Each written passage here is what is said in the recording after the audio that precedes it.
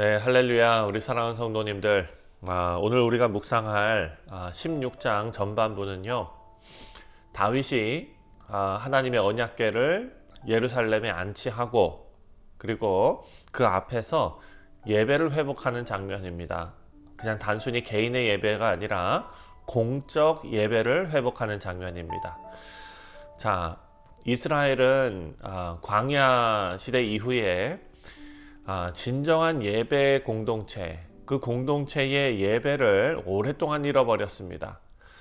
이제 여호와의 궤가 돌아왔습니다. 그리고 다윗은 성막을 마련하고 레위인들을 세우고 그 앞에 하나님 앞에 기쁨과 감사로 예배를 시작하는 것입니다. 근데 여기서 중요한 것은요, 다윗이 제사만 드리는 것이 아니라 하나님을 중심에 둔 그 예배의 중심에 하나님을 중심에 두고 하나님을 기억하는 찬양을 두었다라는 것입니다.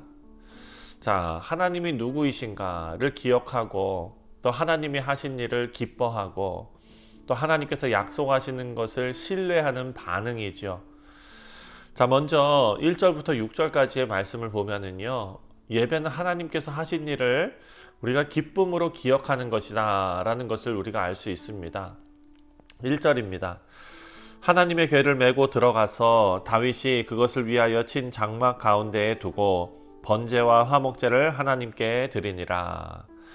언약궤가 상징하는 것이 무엇입니까? 그것은 그냥 어떤 상자, 눈에 보이는 그런 상자로서의 역할만 하는 것이 아닙니다. 이것은 하나님의 임재와 하나님의 은혜를 상징하는 그런 상징성을 담고 있습니다.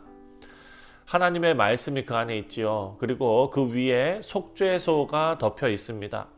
그리고 그 위에서 하나님께서 임하십니다. 다윗은 그 언약궤 앞에서 번제와 화목제를 드렸다라고 2절 말씀에 나옵니다. 온 백성에게 떡과 고기와 포도주를 나누어 주면서 축제를 여는 것입니다. 사랑하는 성도님들, 이것이 바로 하나님과의 관계 회복을 기념하는 장면입니다. 우리가 매 주일마다 하나님 앞에 예배를 드립니다. 그것이 그냥 종교적인 행위로 그치지 않기를 바랍니다. 이것처럼 오늘 본문에 나오는 것처럼 온 교우들이 함께 축제를 여는 것처럼 하나님과의 관계가 회복된 것을 기념하고 기뻐하는 그런 날이 되시기를 바랍니다. 그리고 그 중심에 찬양대가 등장합니다. 우리가 내일 주일에 함께 이 찬양에 대해서 생각하게 될 텐데요. 오늘 이 본문에도 찬양대가 등장하는데 4절입니다. 또 레위 사람을 세워 여호와의 궤 앞에서 섬기며 이스라엘 하나님 여호와를 칭송하고 감사하며 찬양하게 하였으니. 자, 예배는 그냥 조용히 앉아있다가 가는 것으로 그치면 안 됩니다. 하나님의 은혜를 기억하고 감격하고 찬송을 돌리는 것입니다. 예배는 하나님께서 행하신 일을 기억하는 반응이다라는 것을 우리가 알 수 있습니다. 그래서 이 예배는요, 우리가 구원받은 그 기억으로부터 예배가 흘러나와야 합니다. 예수님께서 우리를 위해서 십자가에 달리시고 부활하신 그 은혜, 그 사건을 기억하는 주님의 백성이 바로 예배자가 되는 줄 믿습니다. 두 번째로 7절부터 9절까지의 말씀입니다. 예배는 하나님의 이름과 그리고 하나님의 성품을 높이는 것이다 라는 것을 우리에게 알려줍니다. 7절입니다. 그날에 다윗이 아삽과 그의 형제를 세워 먼저 하나님께 감사하게 하여 이르기를. 자, 7절 이후부터는 다윗이 그 시편 찬양을 이제 하나님 앞에 올려드리는 그런 내용인데요. 8절 말씀을 보니까 너희는 여호와께 감사하며 그의 이름을 불러 아뢰며 그가 행하신 일을 만민 중에 알릴지어다. 자, 그리고 권면이 이렇게 이어집니다. 10절부터 11절까지 그의 성호를 자랑하라.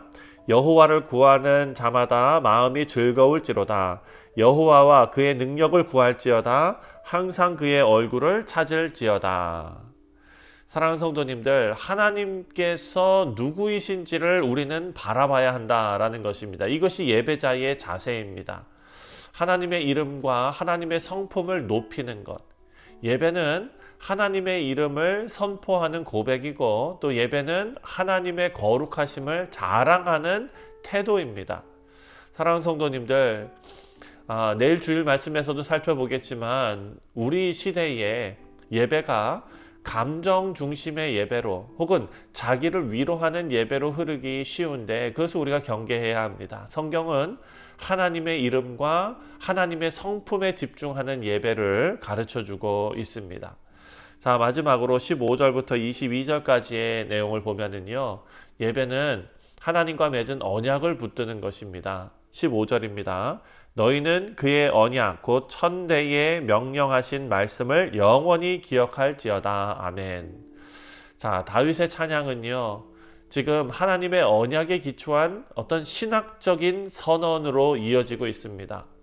하나님께서 아브라함과 이삭과 야곱에게 언약을 맺으셨고 또 그 백성을 보호하셨고 땅을 주시겠다 약속하셨습니다. 여호와께서 문 나라로 사람을 책망하시며 이렇게 지금 다윗이 고백하고 있습니다. 21절과 22절 말씀을 보면은요, 여호와께서는 사람이 그를 해하기를 용납지 아니하시고 그들 때문에 왕들을 꾸짖어 이르시기를 나의 기름 부은 자에게 손대지 말며 나의 선지자를 해하지 말라 하셨도다. 자, 이것도 하나님께서 하나님의 백성을 향한 언약적인 보호의 선포입니다. 이것이 바로 다 하나님의 약속입니다. 예배는 이런 하나님의 약속을 믿고 붙드는 신앙의 고백이 되는 줄 믿습니다.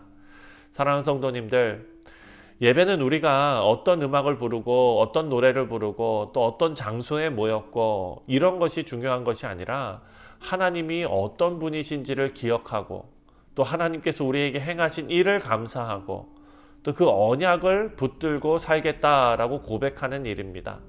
그래서 오늘 본문에서 다윗은 하나님께서는 우리와 함께 하셨고 하나님은 신실하게 언약을 지키시는 분이시고 그리고 하나님은 여전히 찬양받으시기에 합당한 분이시다라는 것을 말씀에서 우리가 찾아 볼 수 있습니다.